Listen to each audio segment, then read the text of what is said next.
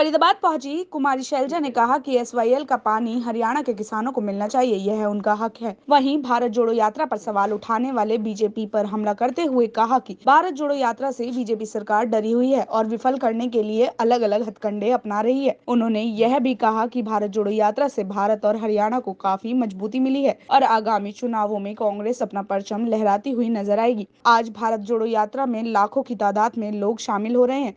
BJP के लोगों को यह चीज रास नहीं आ रही है, इसलिए अब लोगों को मनगढ़ंत बातें बताकर उन्हें बहकाने का काम कर रहे हैं। और शहर इस गंदगी में ऐसे जी रहा है, काम कोई हो नहीं रहे।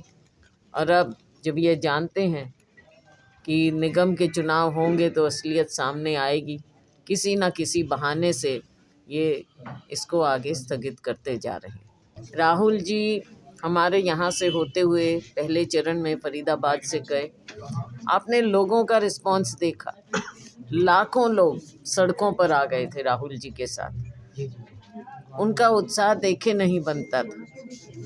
और ये रिस्पांस इसलिए आ रहा है क्योंकि राहुल जी लोगों की आवाज़ को उठा रहे हैं। कन्याकुमारी से चलते हुए कश्मीर की ओर 30 तारीख को हम श्रीनगर में होंगे। राहुल जी वहाँ पर राष्ट्रीय ध्वज फहराएंगे।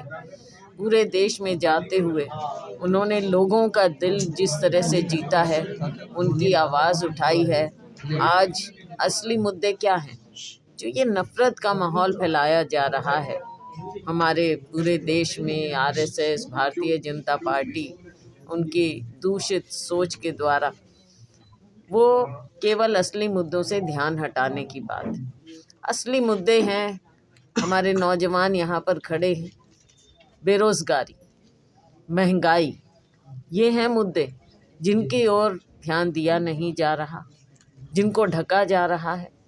इन बातों को लेकर राहुल जी निकले हैं पूरे देश में और लोगों का जो उनके प्रति प्यार, उत्साह बढ़ता चला जा रहा है। आने वाले समय में आप देखेंगे कि जो इस देश को पीछे धकेल दिया गया था भारतीय जनता पार्टी द्वारा, इनकी सरकार द्वारा, चाहे वो केंद्र की सरकार है या हम अपने राज्य की बात करें हरियाणा, दोबारा से एक नया भविष्य होगा, उज्जवल भविष्य होगा। और उसका प्रतीक राहुल गांधी जी सभी को नज़र आ रहे हैं। भारत हमेशा एक था और एक रहेगा, लेकिन जो विचारों से यहाँ का वातावरण दूषित किया गया है, नफ़रत फैलाने का प्रयास किया गया है, उस मैसेज को लेकर, उस संदेश को लेकर राहुल गांधी जी देश में निकले हैं। क्योंकि हमारा देश इस तरह के विचारों से इसको बांटा नहीं जा सकता। हमें अपने देश को एक रखना है, अखंड रखना है। हमारा देश अखंड था, अखंड रहेगा और इस तरह की विचारधारा से हमारे देश को बांटा नहीं जा सकता।